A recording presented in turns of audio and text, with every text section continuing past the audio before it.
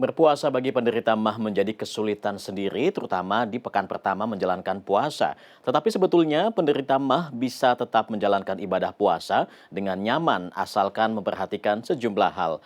Berikut ini sejumlah tips bagaimana penderita MAH bisa menjalankan ibadah puasa dengan nyaman.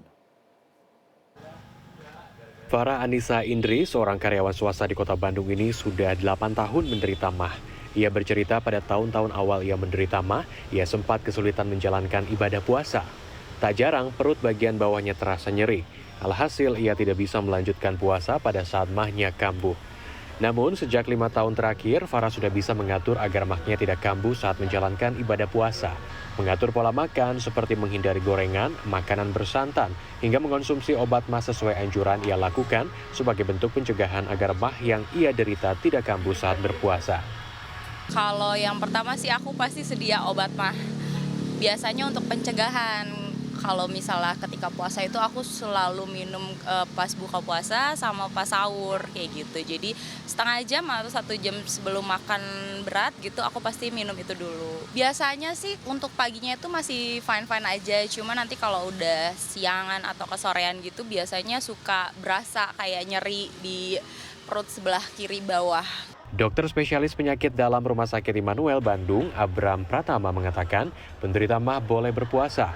Namun ia menyebut pada pekan pertama berpuasa pasti akan ada penyesuaian lambung seperti muncul rasa tidak nyaman. Baru pada pekan berikutnya lambung akan mulai terbiasa dengan kondisi kekosongan selama beberapa jam.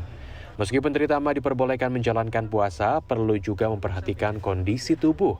Jika penderita MAH berpuasa lalu muncul keluhan berlebih seperti rasa nyeri, mual hingga muntah, sebaiknya puasa dihentikan sementara dan melakukan konsultasi dengan dokter.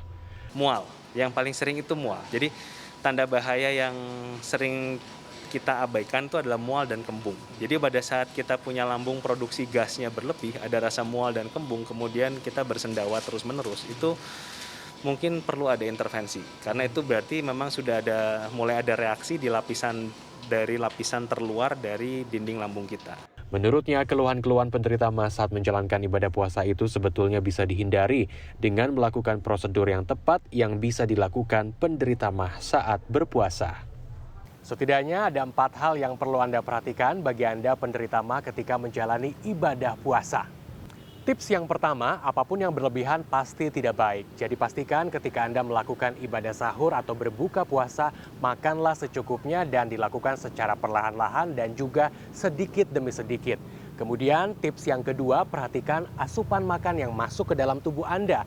Pastikan Anda menghindari makanan-makanan yang memiliki kadar asam yang tinggi. Misalnya makanan cepat saji, acar, atau makanan lainnya. Lalu untuk minuman juga perlu Anda perhatikan. Pastikan Anda menghindari minuman yang mengandung kafein dan juga soda yang berlebihan. Kemudian yang ketiga, Anda harus menghindari tidur setelah makan. Namun apabila Anda mengantuk, Anda bisa mencoba tidur dengan posisi setengah duduk. Jadi posisi kepala Anda dan juga bahu Anda masih lebih tinggi daripada perut. Kemudian yang terakhir, pastikan Anda kelola emosi Anda dan jangan sampai stres untuk menghindari sakit perut atau MAH Anda kambuh ketika menjalani ibadah puasa. Nah, itulah beberapa tips yang mungkin bisa Anda lakukan di rumah ketika Anda menjalani ibadah puasa selama bulan Ramadan. Kiki Haryadi, Sidki Irfan, Bandung, Jawa Barat.